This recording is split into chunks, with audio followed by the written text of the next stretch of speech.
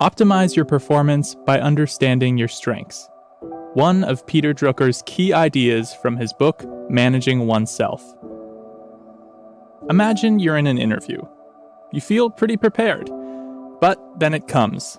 That question you've been dreading. What are your strengths? Most people answer this question in a generic way. They say things like, I'm good at, teamwork, I guess. But that's not very convincing. You need an answer that's more elaborate and authentic. And this won't just help you excel in job interviews. More importantly, it'll help you identify and capitalize on your strengths.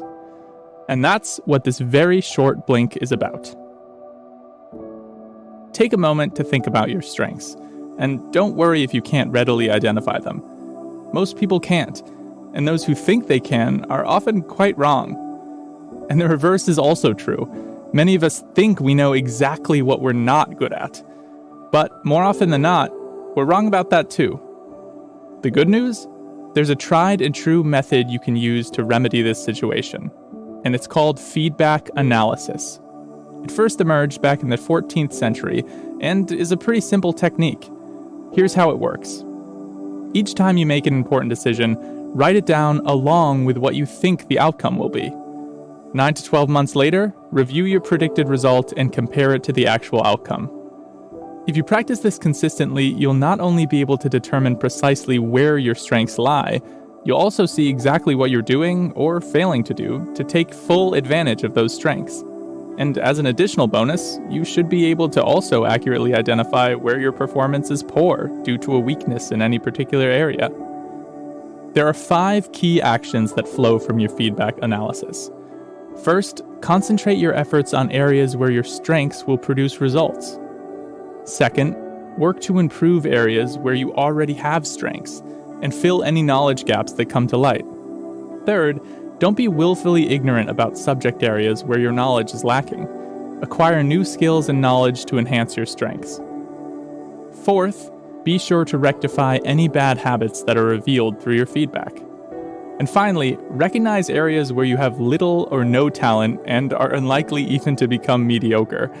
There's no point in wasting your energy trying to improve in these areas. Okay, you have your action plan in place. Now, here are some more ideas on how to get to know yourself better. First, know that most people are either readers or listeners. Presidents Franklin D. Roosevelt and Harry Truman, for example, were listeners. They were able to engage in free-flowing press conferences and discuss their thoughts and ideas aloud. President John F. Kennedy, on the other hand, was a reader. His assistants wrote proposals for him before discussing them in person. President Lyndon Johnson, who followed Kennedy, didn't know he was a listener. He kept Kennedy's staff, and they kept writing for him. But apparently, Johnson never understood what they wrote, and this undoubtedly contributed to the downfall of his presidency. Next, you should understand how you learn best. There are many different ways to learn: writing, doing, talking, listening, and reading, to name a few. For instance, some successful lawyers and medical diagnosticians learn best through talking. On the other hand, Winston Churchill learned by writing. Beethoven did too. The famous musician allegedly said that if he didn't write something down immediately, he'd forget it. But if he wrote it down, he'd remember it forever. Finally, when it comes to working, try to find which role is ideal for you. Maybe you work best as a leader, or maybe you feel more comfortable as a second in command. Do you thrive as part of a team or alone? Perhaps you prefer being part of a large organization rather than a smaller one. Do you need structure or freedom? Do you perform best when you have deadlines to meet or when you're just under stress? It's rare for a reader to become a competent listener and vice versa. And if you learn by writing, you're unlikely to grasp ideas through reading or any other method. Work best in a large organization? Then you're unlikely to succeed in a small one, and so on.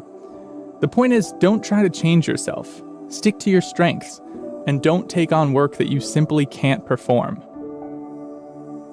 Okay, that was our very short blink to Peter Drucker's very short book, Managing Oneself.